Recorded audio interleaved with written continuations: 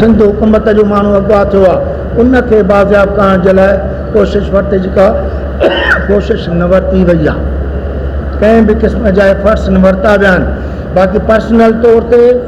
असां सभिनी काफ़ी ॿियनि दोस्तनि पंहिंजे पंहिंजे लेवल ते पंहिंजे पंहिंजे हिसाब सां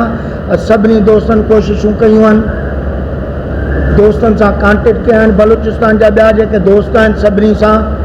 ऐं उन्हनि बि यकीन ॾियारी आहे त असीं कोशिशि वठूं था त सूरत हाल खे बहितर कयूं पर अञा ताईं सूरत हाल बहितर न थी आहे जो असां तव्हांखे ॿुधायूं इन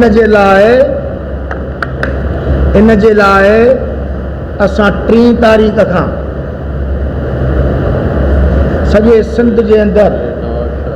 मरहलेवार एहतजाज कयो आहे 3 तारीख़ नवाब शाह 4 तारीख़ टंडो मोहम्मद खान 5 तारीख़ घोटकी 6 तारीख़ हैदराबाद